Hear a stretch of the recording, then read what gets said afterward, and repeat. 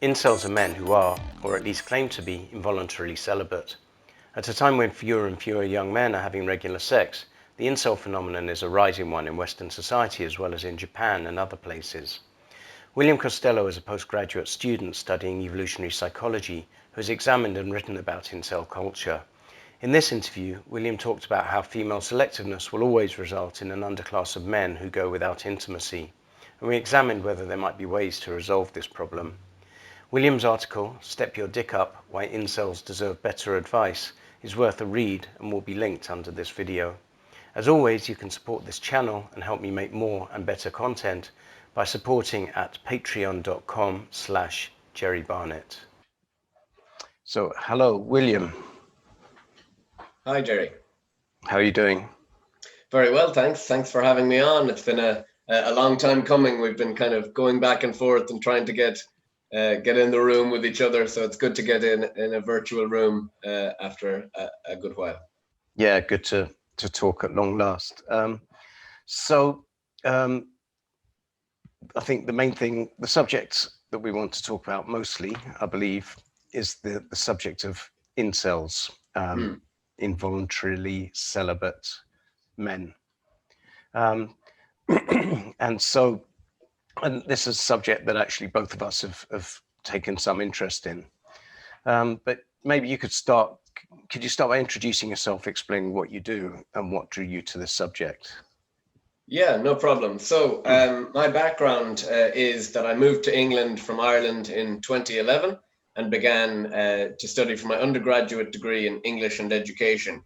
I followed this up with a postgraduate degree in career guidance, and for the last 5 years, I've spent kind of developing career guidance software for schools to use. During that work, it involved a long commute to and from work. So I essentially kind of turned my car into a little mobile university and began to listen to podcasts and audiobooks. And the content kind of kept gravitating back towards evolutionary psychology. Evolutionary psychology was the topic that kept kind of grabbing my attention, and I was consuming so much stuff about it that I said I would go back to university and do my master's in evolutionary psychology. So about 4 weeks ago, I started back doing my master's at Brunel University, London, in evolutionary psychology. So that's kind of where I'm at now. Over the summer then, I began to write different opinion pieces on different topics, kind of pertaining to culture, gender politics, identity politics. And the opinion piece, or the article that I wrote that gathered most traction and has kind of led to the most opportunities, was an article about incels, and it was provocatively titled, Step Your Dick Up, Why Incels Deserve Better Advice. And it's led to being invited onto a number of different podcasts, such as yourselves. It's led to my material actually being used to teach undergraduates about incels and that kind of phenomenon in 2 different universities, which I'm quite proud of. It's probably going to be the topic for my thesis at university. I believe it's an under-researched and unmisrepresented kind of area. So I'm glad that my article is getting a bit of traction. Unusually, my article was popular amongst incels, amongst normies, and even some feminists alike. So that either tells you it did something really good or it did something really bad. If I'm not upsetting anyone, it could be a bad thing. Yeah, that's pretty good, getting accepted across the lines like that. I can't believe it didn't upset anyone. I think just using the word seems to set people off sometimes. That's right, yeah. Well, I think the conversation needs a bit more kind of sensitivity and a bit more sophistication. So hopefully maybe we can bring that to it. And one of the positives was that a feminist academic reached out to me about my article and wants to start a letter exchange around the topic.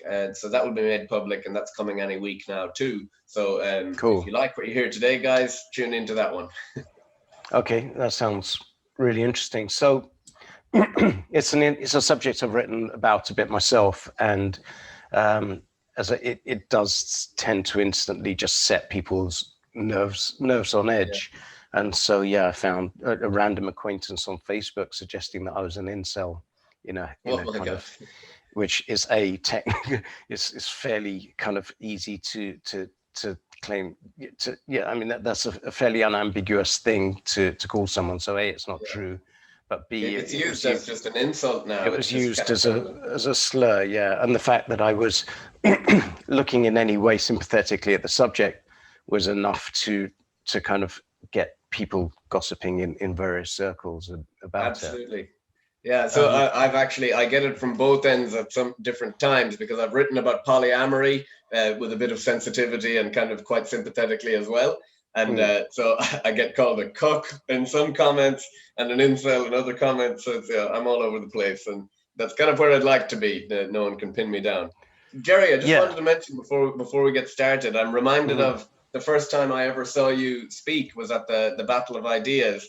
And I wonder if you remember how you introduced your topic with you performed a performance of the gender theorist Skepta. I don't know if you remember that.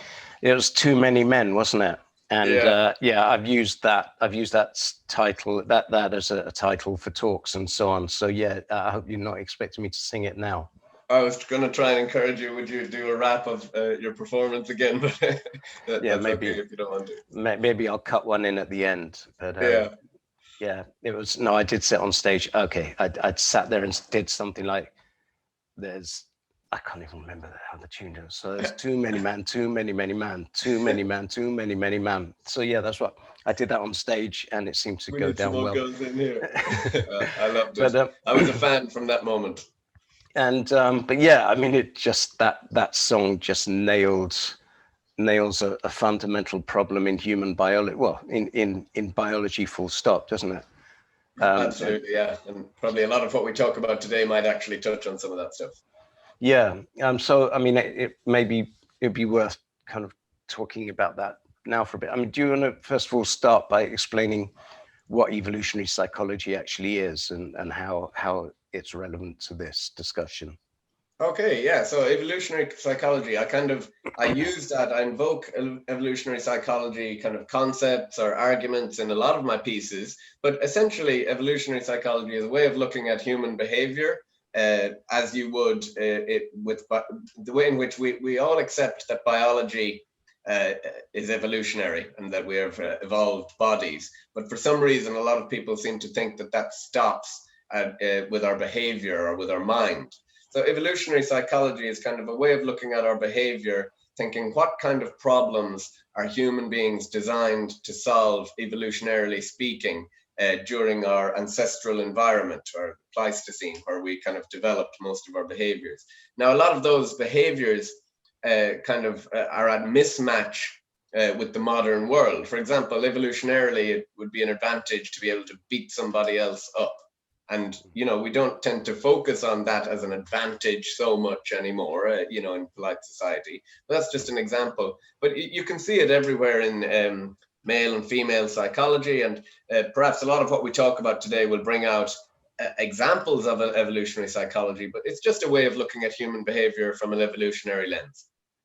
Yeah. And certainly I've been fascinated with evolution since forever. I think it was well over, it was probably 30 years ago. I think someone got me the Blind Watchmaker, Richard Dawkins' book, and that subject's been, it's always fascinated me. And The Selfish Gene, which is probably Richard Dawkins' first book and maybe his best, looks a lot at evolutionary psychology and looks at, it's almost mathematical, the way that species evolve mating behaviors and that kind of thing.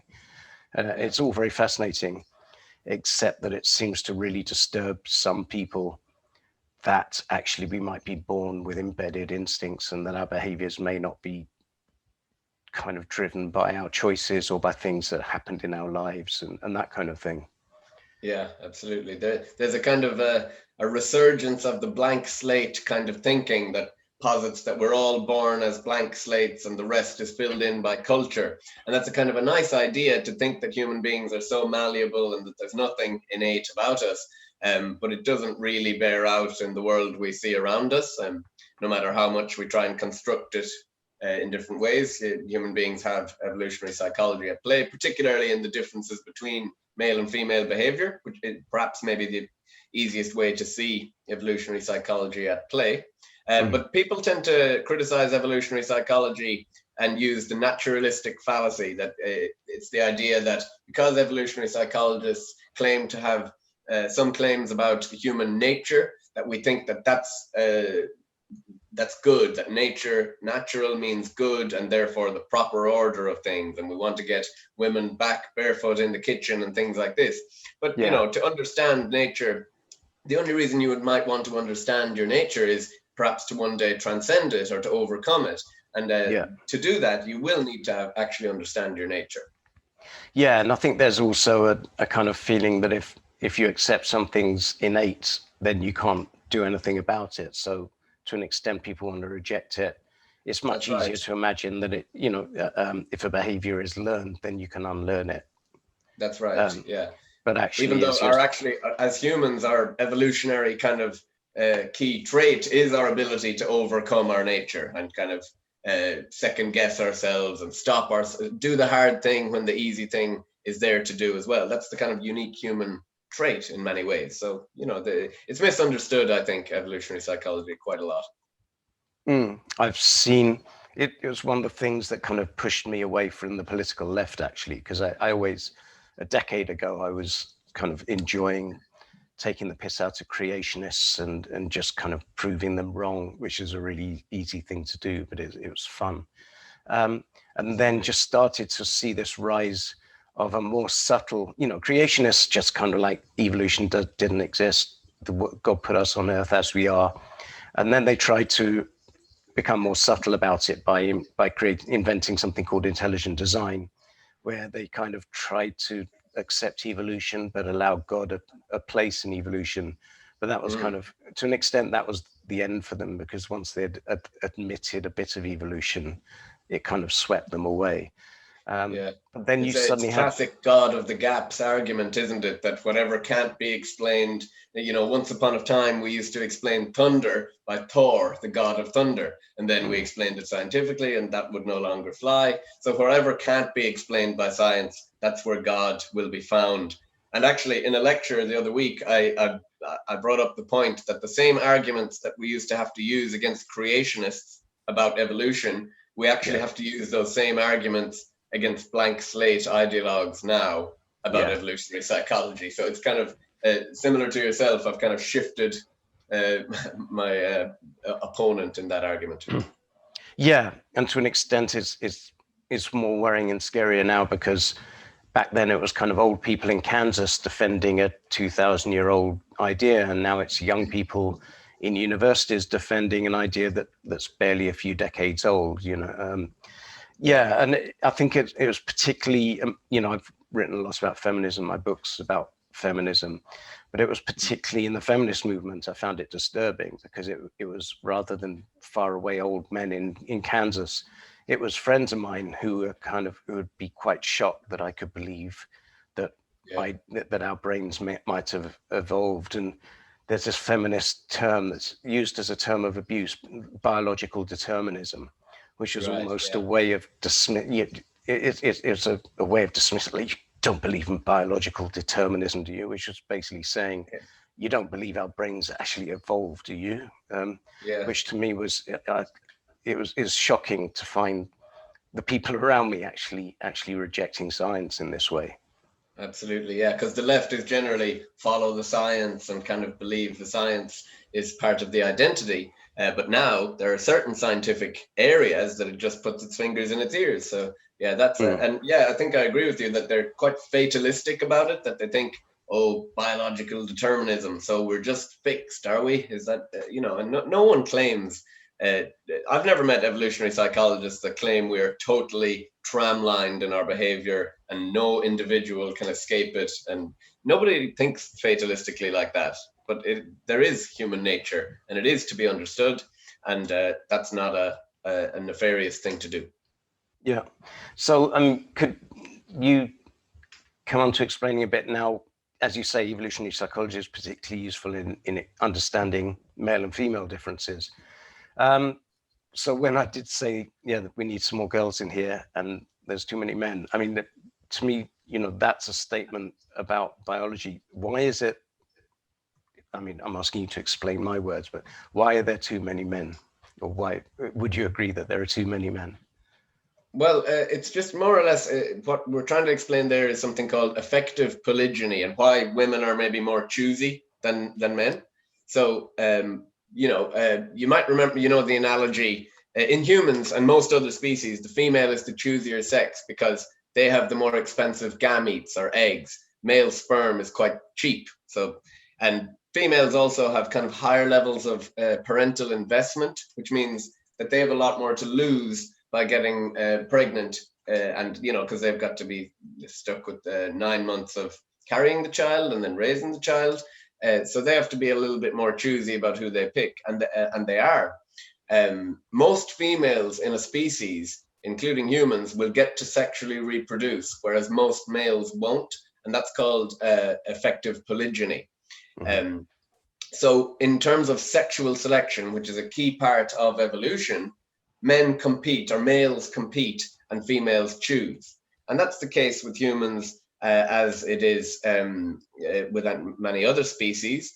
And, that means that there's some who will lose out. And there are aspects of modernity at play now that are kind of exacerbating these problems. And it means that incels essentially, and we can go on to maybe talk about defining what they are and who they are and what the kind of phenomenon is about, but essentially they're an evolutionary dead end. And this recognition must play out on their psyche and perhaps our societal disdain for them in many different ways. But that's essentially the kind of the science around the too many men rap that you introduced. If there is too many men, they're going to be competing like crazy for a smaller amount of women. If that was the case, it's generally evolution kind of balances out and tries to get us close to 50-50 if it can. But still, females are the more choosy, and they tend to choose upwards rather than look. They're not very egalitarian in their choices, really, unless social forces kind of make them. Yeah. So. Sorry, I just had a thought and it went. So yeah, to an extent, sexual selection benefits the species. It accelerates evolution. I think I've seen it's suggested that most recent human evolution has been based on sexual selection rather than natural selection. So we're not being eaten by lions nearly as much as we're being ignored by women and cut out of the gene pool that way. Yeah, well, I mean, I would think sexual selection is kind of an even bigger game player, because the only point to survive from a gene's eye point of view is to kind of get your genes on into the next generation. That's it's the only game in town. Yeah, there's no point in not getting caught by the line if you're just going to sit alone and not be sexually selected. So it makes sense at the species level. Successful species will have females that are very selective and choose the right males so that the best genes get passed down. But it means that there's always going to be, it's a game, and so there's always going to be winners and losers in that game. That's unavoidable. That's right. But if you think about it, what the sexual selection is still selecting for is based on our ancestral environment rather than what our current environment or future environment might be. So, for example, the men or males that might not be sexually selected now, they might have really good qualities that would be advantageous for a future environment or for an environment that currently exists. But the psychology that's still at play is our ancestral environment psychology. So those traits are being ignored, whereas traditionally sexy traits are still being ignored, even though they might not be actually as valuable. You could have a weapon and be as good at protecting your house as a muscle-bound gym Hulk, but that's still going to be seen as more evolutionary advantageous because our mind is kind of still in this ancestral arena. Yeah, I think one of the things you mentioned in your article was that women have a strong preference for taller men, and unfortunately, yes, Jerry. Yeah, I think we're probably we've never actually met in the flesh, but I think we're about the same height, which is That's right. But when I joke, when you're my height, you don't tend to measure. So I don't ask me what height I am. I don't know either. We'll just kind of coincidence. It doesn't matter. The compensation game is strong. We compensate well. So we have this intractable too many men problem, and this is the kind of basis of this divide in society. And I think I've said it's not so useful to split society into men and women, and it might be more useful to split society into men who mate and men who don't mate, because I think that gives a much clearer picture for the shape of society and for the problems in society. Yeah, and also perhaps older women or mothers, they kind of take on a different shape to what we'd consider most women as well, in terms of sexual selection and economic as well in the workplace and stuff. A lot of the arguments that kind of lump all women in together, for example, the gender pay gap is seen as a pay gap between men and women, when really it should be looked at as a pay gap between men and women and mothers. Right. If that makes sense. Yeah, I think so. And I've looked at, I think the subject of sexual economics is fascinating, and there are, the pay gap certainly ignores the fact that actually there's a massive transfer of wealth from men to women, which barely gets registered when people are discussing these things. That's a fascinating topic you wrote on. What was the title of your article? The Price of Sex. That was my Quillette piece, That was a piece I've been planning to write for ages, and obviously it upset people, as all good articles should. So we have the existence of these guys who've self-labeled themselves incels, and we've seen in that discussion that their existence is a natural phenomenon. They've always existed through history, to some extent or another. What's interesting though is a massive. There have been historic rises and falls in the percentage of incels in society, and what we're going through at the moment appears to be a massive rise in the number of incels in society. So, there was a statistic I wrote about that. It was about a decade ago, 8% of American men were celibate, and now it's about 28%, which is a phenomenal rise in such a short time. Wow. So what's going on there? Why are these numbers increasing so much? Well, there's certainly aspects of modernity that are in tension maybe with our evolutionary psychology and sexual selection that is kind of exacerbating this problem, and also some of the old world solutions to the incel problem, such as making Vikings out of them, sending them marauding around on colonialism kind of missions, raiding and pillaging for other people's wives. That solution is kind of not available to us. But before we look into kind of some of the clashes with modernity and what's exacerbating the incel problem, should we perhaps I kind of define who we're talking about? Because I think that's important, especially with how misrepresented I feel they are in the media, and what people might, if we kind of define our terms about incel in the first place, because I think that's a huge area of confusion for a lot of people coming in cold. Okay, yes, please. Yeah, go ahead and just sort of explain in detail. If I could, there's just a couple of things that I think are very important. So it's important we're clear who we're talking about, and the media misrepresentation, how I feel that colors cultural or public perception of the incel conversation, especially when you compare incels compared to other extreme groups. And I'll explain a little bit more about that in a moment. I'd also like to talk about the demography and the identity element of the incelosphere, because I think those two are misunderstood and play into it in a huge way. So who is an incel, or what is an incel for anyone who is not kind of familiar? If we can define an incel as someone who forms an identity around not being able to access sex for a sustained period of time, it's difficult to put a set number on what constitutes an incel. What length of time do you have to be celibate? Because it's objectively hard to prove that someone can't get access to sex. It's kind of that's difficult to prove. But if It's we a go by this self-report thing. It's yes, self-reporting. it has to be, and that's where I get to the identity element. It has to be embraced as an identity to some degree. But if we go by the definition and acknowledge the fact that you mentioned earlier that the number of men who can't get sex or report that they can't get sex is rising, and I believe there's a statistic that shows it increased threefold in the last decade.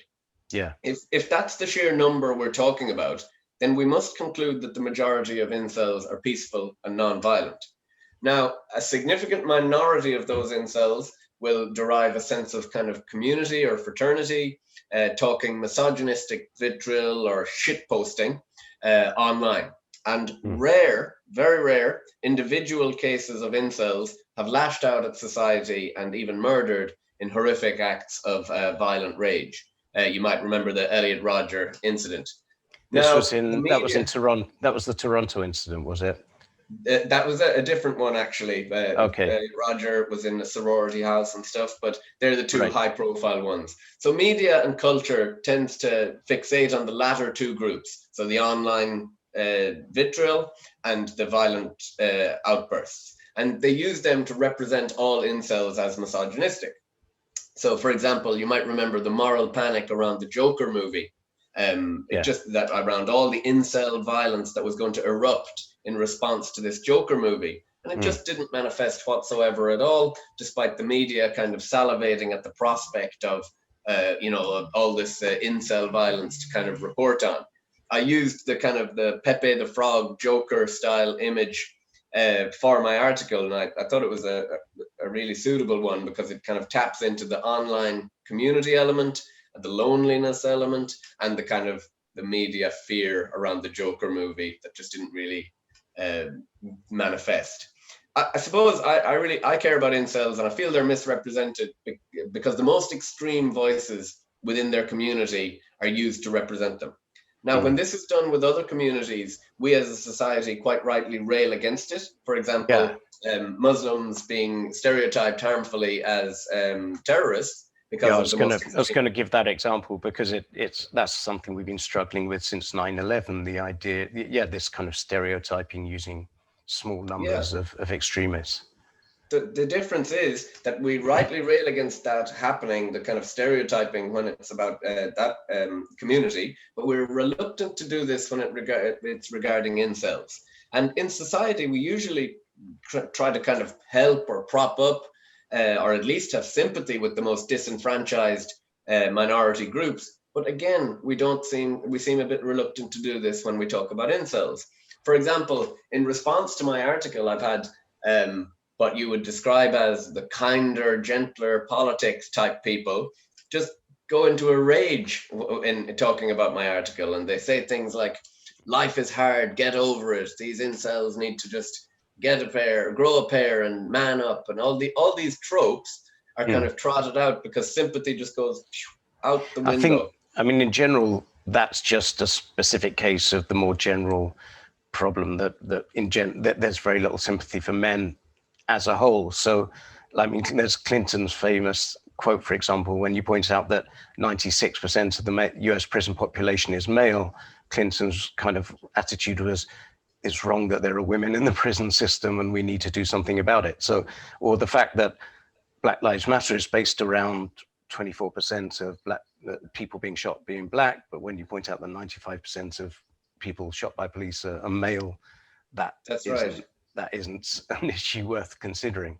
Yeah, and it's also maybe on that point how acutely aimed at men sexual rejection is. So sexual rejection isn't really acknowledged as a social pain because it's mainly men that get it, right? So and there is evidence and research out there by Tanya Reynolds at the University of New Mexico that shows that we morally typecast men and women differently, and we tend to morally typecast women as less agentic and more into the natural kind of role as victim. And I think you like you showed an example with the prison system. We can see examples of that kind of empathy gap all over the place for sure. Yeah. And it's there's a quote from your article which might be relevant here, which is choosy women are not involuntary in their celibacy. it seems that women have tough choices, but incels have no choices. And I think you also mentioned your discussions with your girlfriend, that your girlfriend found it hard finding any empathy for incels, partly because women, there's no kind of female equivalent. Yeah. And I've had, similar discussions with a friend where she almost couldn't bring herself to believe that there are men who can't get sex, because as a woman, not being able to get sex isn't an issue. Is being able to find the good sex, or the sex with a Yeah. nice man or whatever, might be an issue. Yeah, and that's valid too. There could be a lack of men that they want out there, and a million reasons why that might be the case. But that's kind of true. But it isn't the same. So it's a and if especially if you kind of consider that 90% of sexual advances or romantic advances are expected to be made by the man. That idea of sexual rejection not being considered as valid pain, that would hurt a socially anxious incel a lot. The modern progressive left talks about how words are violence and all of this, but they'd be very reluctant to acknowledge that level of social pain, even though there is research to show that social rejection and pain like that does actually light up the same pain regions in the brain as physical pain.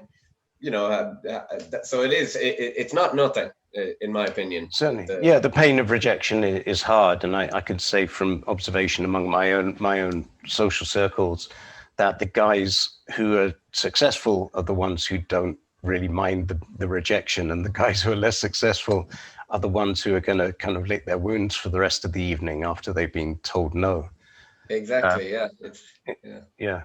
Okay, so sorry, there was a kind of tangent. So you're talking about the nature and identity of the incel movement. Yeah, so there's just two more points on who the kind of incels are. I just wanted to talk about the demography, which I think is something that's misrepresented too, and something I might like to research further to maybe correct for some perceptions. So I think that there perhaps isn't that much sympathy for incels as a group because they're seen as white and conservative, which isn't really true. The incelosphere, as far as I can see it, is far more diverse, and this is something I want to study further to kind of to prove almost. I've also considered that this might be, unfortunately, in a kind of identity politics, oppression Olympics type world that we live in, changing this perception of incels as white and conservative might actually be a way to garner more sympathy. For example, the Dr. Sarah Daly, who I'm about to do the wiki letter exchange with, she did a podcast, and I won't mention the podcast, but the host was very sneering about the whole topic of incels to begin with, which I found a little bit demeaning to his guest anyway. But the minute he heard that there was a black and minority ethnic minority incels, his tone completely got serious. And he thought as if now, so it's not just angry white conservative guys. Now it might be something worth kind of listening to. And I found that almost comical. And he even did things like he was laughing at the idea that incel communities would gather data on themselves, which, as any anthropologist or scientist or academic, if they found a population group or a tribe or whatever it might be that was doing that, that would be golden. They would think this is amazing, and let's give them the tools to help them do it properly, and get a proper cartography of what the incelosphere looks like. So that demography element is important. And finally, just the idea of identity. Just as we've talked about identity politics a little bit, I do think that inceldom is very much tied to embracing the label, the identity as a choice. Because first of all, objectively, it's difficult to prove that you can't gain access to sex.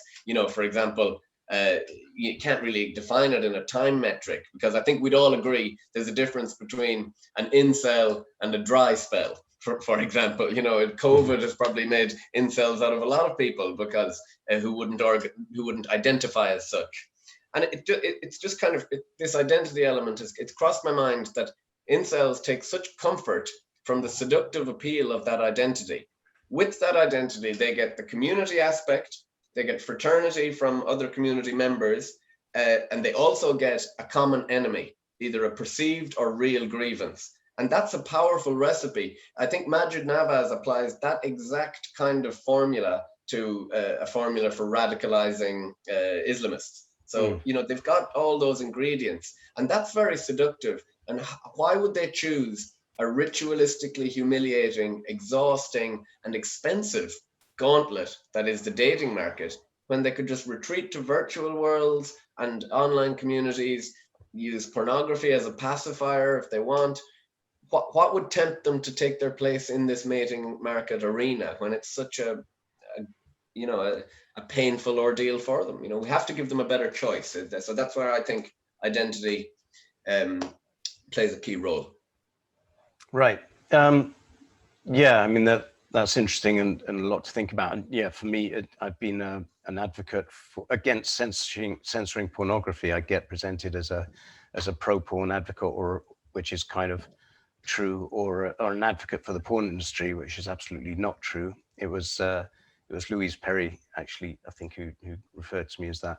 But it's I found the role of pornography here is fascinating, because what's happened, despite the rise in celibate men, there's been a decline in sexual violence, and it seems that pornography is taking up a lot of the slack here, which is again an idea that people deeply dislike. The idea that male sexuality might be that crude that porn is substitutable for sex or for rape in that way. Yeah.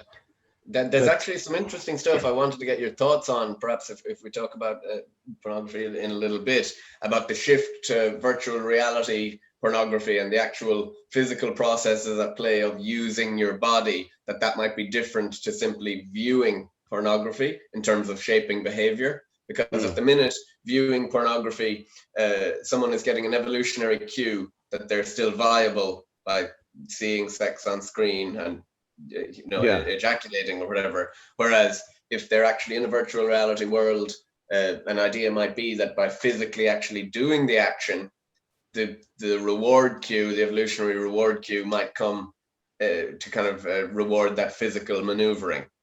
I don't know whether that will play out in the real world, but it's something. It'll be interesting to look. I mean, I would guess that the more immersive pornography is, the more effective it's going to be, for sure. I've tried virtual reality porn once, which was at a porn show, and there was I was talking to a saleswoman while I was watching a lesbian scene going on in front of me, so that was quite weird. But yeah, so I couldn't say I've tried it. You had to keep your poker face on in the flesh. Sure. But certainly, I mean, there's been research with monkeys that monkeys will trade goodies. Male monkeys will trade goodies for a picture of female monkey's hindquarters, and it's obvious what's going on is that we see a woman bending over in front of us with an inviting expression, and that we take that as a mating cue, even though we know for sure that it's a photograph or whatever. I have it in front of me now. It's actually, I've included this an article by an evolutionary psychologist called Dr. Diana Fleischman. She wrote an excellent piece about this kind of topic called Uncanny Vulvas, about the impact from an evolutionary psychology point of view of sex robots and VR on perhaps incels or the sexual kind of dynamics in the future. So she kind of says future robots will have all the allure and cues of fertility of a flesh and blood woman, combined with the artificial intelligence that creates compulsive reward-directed behavior. Pornography and prostitution are popular because they arrive at sexual end goals or a reasonable facsimile with more clarity and lower cost than in the actual mating market. And when men get the cues that women are interested in them, even if women are mere representations on a screen or in a VR, their evolved psychology leads them to take them seriously. So essentially the message you'd be getting from the sex robot would be, you're achieving incredible mating success doing what you're doing and your status is sky high. Keep going. That feeling of achievement of staying at home, Dr. Fleischman calls it fake fitness. And that's exactly what it would be. And, if you were getting those evolutionary cues, why would you take your place in a volatile mating market? Yeah, with all the kind of emotional and social trickiness, not to Right. mention sexually transmitted diseases and that kind of thing. I mean, I've come to the conclusion that as much as there's a solution to this, then maybe sex robots might form a big part of that solution. It's certainly without sending men off to war, then it might be one of the best solutions to the too many men problem. Right. Yeah. Um, uh, I'm speaking, I think you are too, actually, Jerry, at the International Conference for Men's Issues. And there's a speaker slated to talk about the cutting edge of technology of sex robots. So I'm interested to hear his talk. But I kind of think that the software of virtual reality will get there faster than the hardware of a sex robot. yeah, or somehow the two in combination. Yeah. I just think that the sheer variety of a VR, I mean, the variety of pornography and volume you could consume from a laptop compared to one flesh and blood sex doll. Yeah. It just, in terms of variety, I don't know whether, I don't know if I'm the typical consumer they're aiming at. Yeah, I think, I mean, likewise, I've always enjoyed pornography, but I'm certain, I know, having sold porn myself, that I'm not a typical consumer, because what I found is that the hardcore consumers, the guys who properly used to buy a lot and really involve themselves, are interested in the full personality, in a relationship with the performers. It becomes more than just a masturbation aid. That's right. I think that's significant for incels because, you know, and the rise of things like OnlyFans, even when the unlimited amount of pornography is available for free through X videos or whatever tube site you would use for pornography, there is still a massive demand for OnlyFans. And I think that points to that there's a craving or a need for a loneliness itch to be scratched rather than just a sexual gratification need. Yeah, So I or think, at least the two combine. Absolutely. So incels, in my opinion, and is more like the movie Her rather than just watching pornography. Have you seen that movie Her? No, I haven't seen it. So it's great. It's a Joaquin Phoenix movie whereby he kind of gets into a relationship with what is essentially a VR operating system, Scarlett Johansson, and talks to him in his ear. And I won't give away the twist at the end, but it's quite when he kind of the fourth wall is broken and he has a crushing realization of exactly what's happening and how hollow it is. It's quite something. Really good movie. I remember when that came out. I think it probably coincided with one of my kids being born, so it's one of those. I can't remember why I didn't see that, but I probably missed all culture for the next few years. Just as an aside, it would be interesting to touch something you mentioned earlier, and something that I've thought about for a long time, is the race aspect to this, or kind of race/cultural aspect, because I grew up in a big Jamaican community, and to an extent, Jamaicans, especially kind of more working class Jamaicans and so on, have quite a polygamous culture. There's a very competitive male culture and a kind of lack of deep history of monogamy and so on. So you get this ultra competitiveness. You get the guys tend to be very well dressed compared to us kind of scruffy English, Irish type people, and to an extent, I think this may help explain to some of the gang culture and the way that kids get involved feel the need to earn a lot of money very quickly, and that kind of thing. Status, yeah. I mean, most cultures throughout our evolutionary history have been polygynous. I think it's 85% of human societies have been polygynous. So this monogamy experiment, while it's kind of maybe led to the greatest period of human flourishing, it's first of all, it's not really true monogamy. It's kind of serial monogamy, with one woman at a time rather than full monogamy. But so there are different ways societies have been built. Yeah, and I think to me this is a really interesting experiment where you've got two societies side by side with quite different mating patterns and so on. But yeah, I don't know if any research has been done into that, either in the United States or in the UK?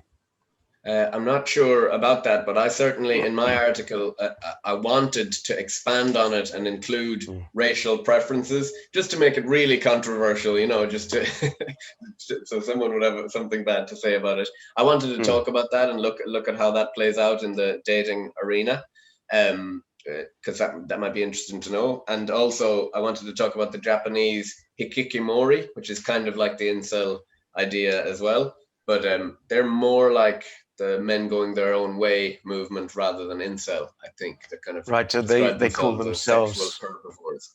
They call them herbivores. They're kind of like sexual herbivores. Yeah, they just don't see it as worth the effort, rather than feeling like they can't. They think they probably could, but it's not worth the effort, which is kind of maybe similar to the MGTOW or the men going their own way movement.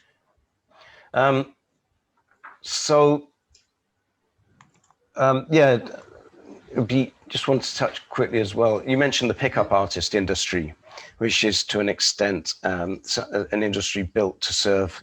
This was in your article, which is an industry built to serve incels or at least guys who aren't that successful in picking up and so on. And you said, coaches that men how to game the system, sorry, and is sneered at as superficial or sinister. Do you want to? I guess that's an example of this kind of general derision thrown at men who even need to go out and get training and so on. Do you want to touch on that a bit more? Well, certainly, yeah, and that kind of feeds into you can imagine if you're an incel and you're scorned for your natural ineptitude and lack of desirability, and then B, you're also scorned for trying to learn how to improve yourself and make yourself better. I think that's so you'd bang your head against a wall if you came up against that, because it's like women or society and the successful men just want it to be left to the naturals and just leave it, let it play out. And that's a very peculiar argument to make, because usually, and especially left-wing leaning people, tend to want to level the playing field, right? But inclusion, give everyone a fair shot, and that's actually equality of opportunity rather than.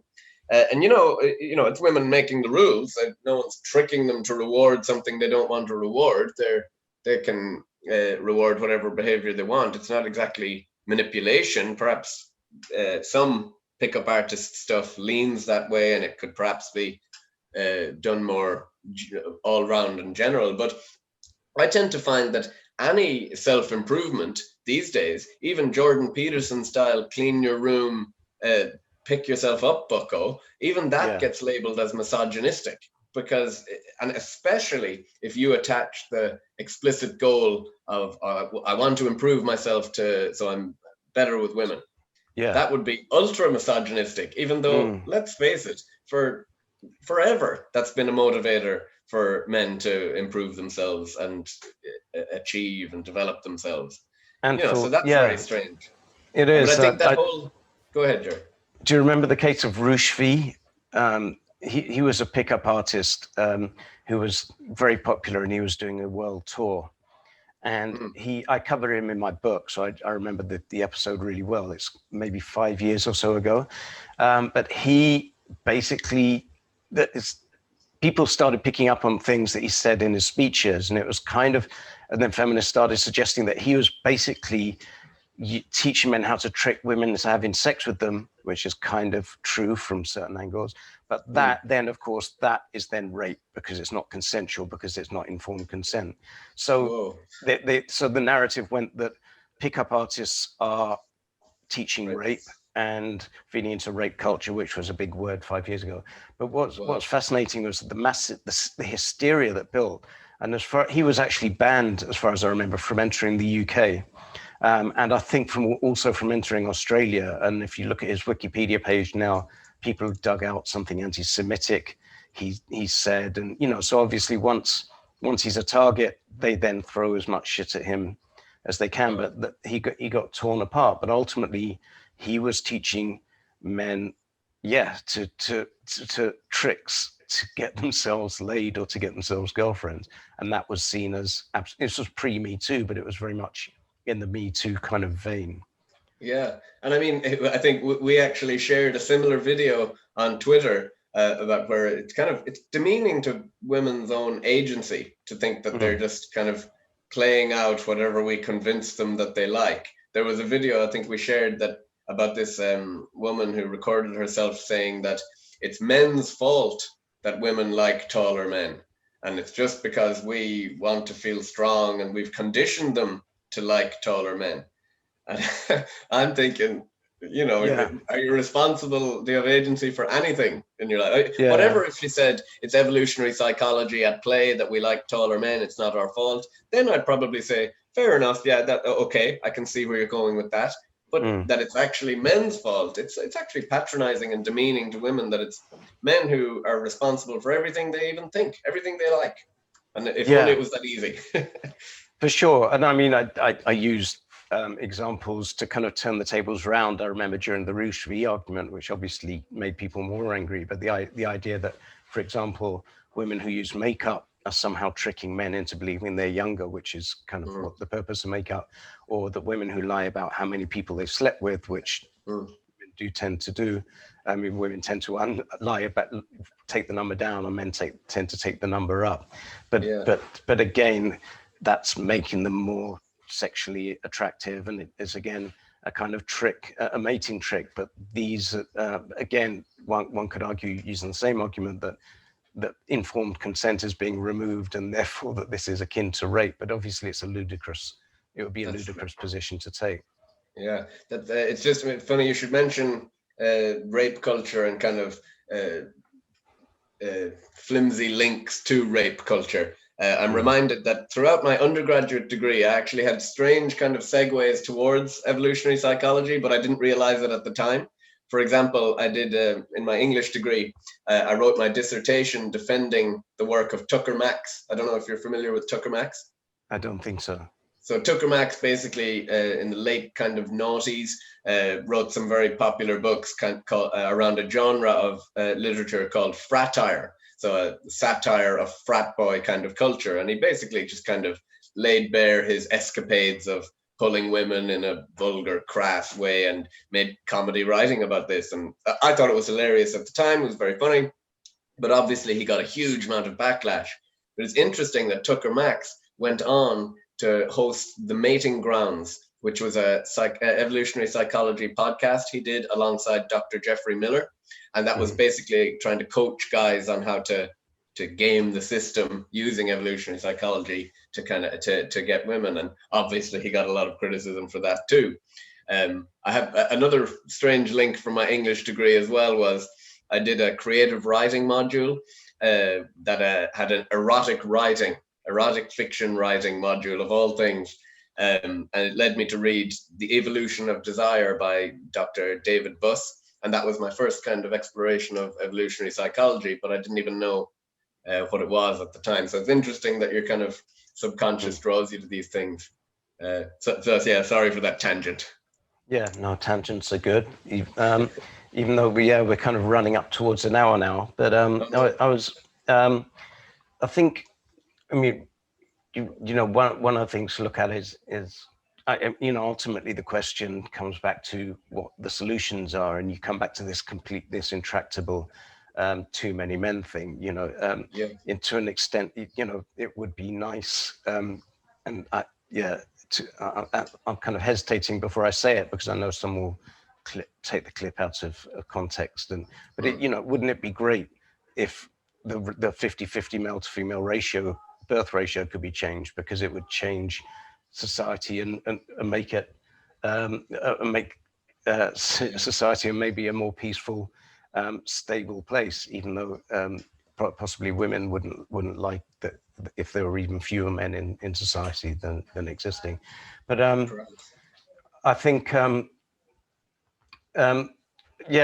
remember there's a woman called Tuppy Owens who's a veteran sexual freedom campaigner. And she's been doing it since the 60s, an absolute out there libertine, and she's great. and I think she's still around kind of campaigning.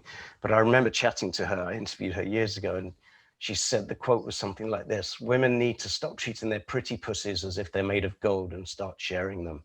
And it was, from her perspective, the problem was with women being mean with this resource. And I'd only quote it because a woman said that. I think I met someone else on Twitter who calls herself a sex angel and almost randomly picks men who apply for sex, basically incels, who she feels or needs, almost sees this as charity work. And but it's so I mean, I have to kind of preface every conversation or article I write about this topic with the kind of, I feel like putting it in the headline: obviously no one is entitled to sex, and I never advocate a woman being given to a man for sex, for charity, or for whatever. I'm not communist about sex or the kind of redistribution of it. That should go without saying, but apparently it isn't. So I just we better preface that with that. For sure. And then we've touched on sex dolls as a potential solution, but and porn and porn. I mean, there are there's some kind of aspects of modernity, I think, that kind of the cat is out of the bag, though, in terms of rolling back the solutions to. For example, there's been a lot of unintended consequences of certain aspects, like that on the surface seem like intuitive net positives, like freedom of online dating, women's liberation into the workplace. But those kind of lead to exacerbations of the incel problem. For example, hypergamy. So hypergamy is the idea that women tend to mate equal or higher in status hierarchies than themselves. So they're very highly educated, but want really educated partners. They make better evolutionary mating decisions than us because of the greater parental investment. We're pretty simple creatures. We follow the female reward system, the sexual selection. But where the kicker is that an academic called Joanna Pepin, who did research about what young women or young people are looking for in their future relationships, she found that just 5% of young women said they would like a relationship with a man who works part-time or doesn't work at all while they work full-time. So that's, that's not going to change. So there leads to a real problem that there literally aren't enough good men out there if we go by women's own modern romantic standards. They're rapidly outpacing men in education, but still want a highly educated man. I think on Tinder, the economics of Tinder is very interesting to look at, if we could in a second. But on Tinder, if you put a master's level qualification, I think you're like way more likely to get swiped positively on. I can never remember whether it's swipe right or swipe left, but your chances go way up. I think I quoted in The Price of Sex, I quoted a study that I saw in Freakonomics or Super Freakonomics, one of those books, which looked at women on MBA courses. So it turned out men and women were going into MBAs roughly equally. They were attaining roughly equally in the course. And then a few years down the road, most of the men were in senior management and most of the women weren't. But what it turned out was that a lot of women were using the course to access a husband in senior management. So it's kind of all makes perfect sense, but you're never going to close the gender pay gap that way. And should you kind of police women's choices like that? Why not? It's a smart move. They make choices that lead to far more balanced lives than men, and perhaps that's indicative in male suicides and things like that. So there's all sorts of stuff at play. But how much I wouldn't advocate socially engineering, but talking about the problem isn't kind of we should represent it fairly. It's just interesting you mentioned the kind of Tinder and the economics, freakonomics stuff. Have you heard of the 80-20 Tinder study? I think you quoted it in your article, didn't you? Yeah, so I did when I read your article. So it's basically the idea that a study of Tinder found that the bottom 80% of men in terms of attractiveness are competing for the bottom 22% of women, and the top 78% of women are competing for only the top 20% of men at the very top. So it means that there's a small pool of men at the very top of the attractiveness hierarchy that has a kind of monopoly. So you have essentially effective polygyny at play exacerbated by the online community, and also the erosion of societally enforced monogamy. The fact that it's no longer the norm, that no woman feels kind of social obligation or pressure or economic necessity to kind of settle for a guy. And actually, perhaps it's probably an uncomfortable truth we have to reckon with, that perhaps for much of human history, women had been settling for men they weren't truly happy with or didn't really want, out of economic necessity or social I think obligation. enforced monogamy led to a lot of lifelong unhappy people in unhappy situations, men and women. Of course, yeah, absolutely. So if I would had my choice, I tend to lean towards the more freedom for the more people. So I think I would like to explore different solutions to the incel problem than roll back the years to a societally enforced monogamy. I know this tradcon is kind of in vogue right now, but I wouldn't go that direction. I'm very much with you. So on the one hand, I absolutely would hate the idea of going back to kind of some kind of enforced monogamy. I think that was a solution that worked. It doesn't mean that it's a solution that would be good in the future. Right. But we do keep bumping up against this same intractable problem that a lot of the men are not suitable mates from a female perspective. I think the other thing I look at is the free market in sex and the way OnlyFans is going. And if that's, I think, allowed to develop and allowed to continue freely, you're going to see, well, you've already seen a decline in the price of sex. And I think that's going to continue as long as we don't go back to authoritarian type measures. I tend to agree with you. Yeah, and that kind of leads us to, well, then what is the solution? People always say that to me. And that was the kind of the meat and bones of my article, really, is what advice are incels given? And my kind of article was a critique of the patheticness of a lot of the advice that is actually doled out to incels. And it's insultingly demeaning at times. I don't know, do we have time to talk about that? I've got all day for you, Jerry. Let's use that, and let's wrap up on that, because ultimately it's the solutions that are interesting. And so, your article is great, by the way. Step Your Dick Up. I think I'll link it under this video. But yeah, if you could kind of really wrap up by talking through that would be good. Yeah, no problem. So the pieces of advice that are generally kind of given are as follows, and I'm happy to talk briefly through each of them. Be yourself. Just lift, bro, which means that if you just start lifting weights, that'll solve all your problems. That's a piece of advice given. The third piece of advice is it's not all about looks. And finally, there's someone out there for everyone. And I guess my article was trying to find the sweet spot between what can be mitigated or improved upon and ultimately overcome for an incel. And, some things are immutable. For example, height is a massive deal breaker for a lot of women, unfortunately for me. So, that has to be kind of, we have to acknowledge that. And I think we are reluctant to acknowledge that. And I think even Louise Perry, to be fair to her, in her letter exchange with James Bloodworth about feminism, or about incels, or the dating economy more broadly, she said that our kind of egalitarian notions don't play well with sexual attraction, and that people's tendency is to blame incels for having a bad personality rather than just being unfortunate. And I thought that was quite fair of her. We tend to say, oh, it's just that you have a really bad personality. That's why you can't get women. So the first incel I ever encountered in real life spoke at the Messages for Men conference in London.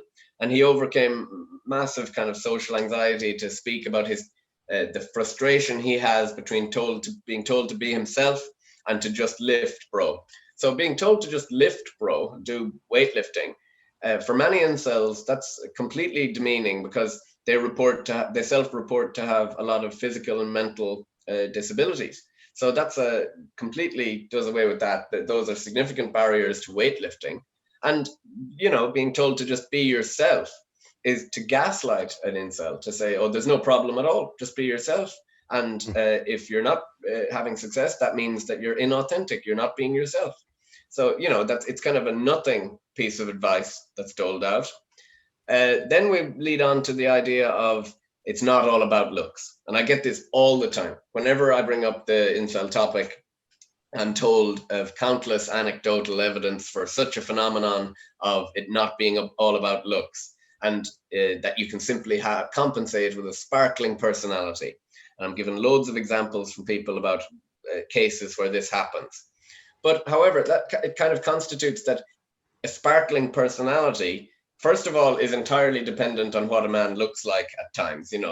What constitutes a sparkling personality is different if the man looks like Brad Pitt or if he looks ugly. That's to be considered.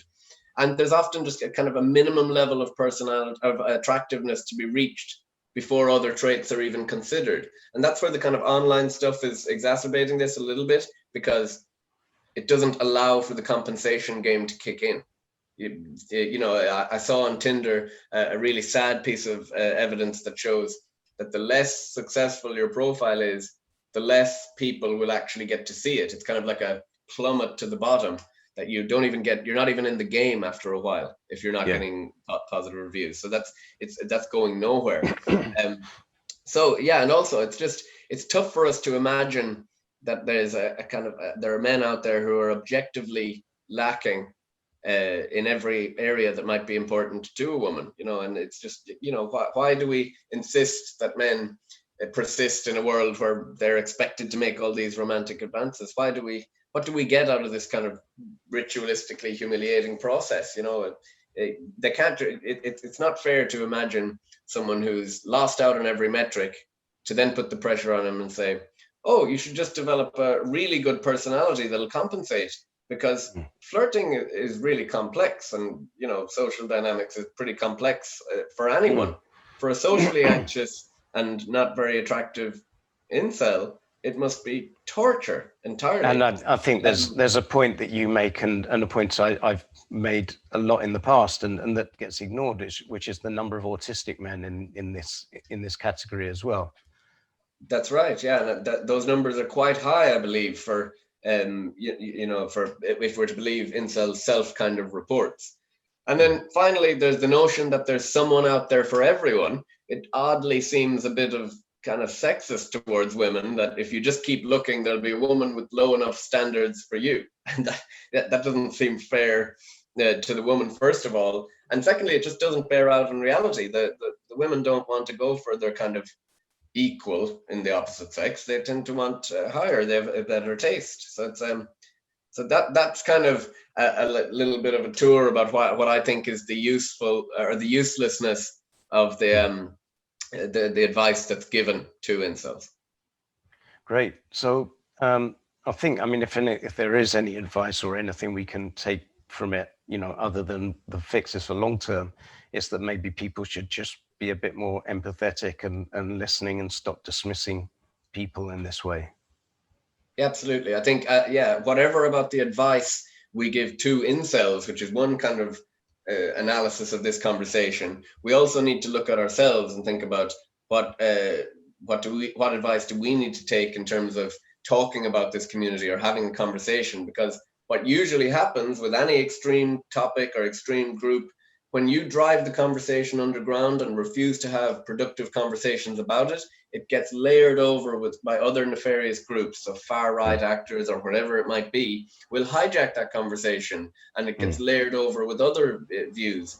So by refusing to have a productive conversation about this topic, we're resigning incels to a kind of basement of internet communities to fester in resentment as ticking time bombs. I mean, if we really think that they're terrorists in waiting, and I actually think they'd be more likely to be suicides in waiting, because something Dr. Sarah Daly talked to me about, and this really hit home with me, is that when people go on to incel forums, they're always frightened and shocked by the lexicon and the rhetoric used and the shocking kind of language they use to describe women and men and the dating economy.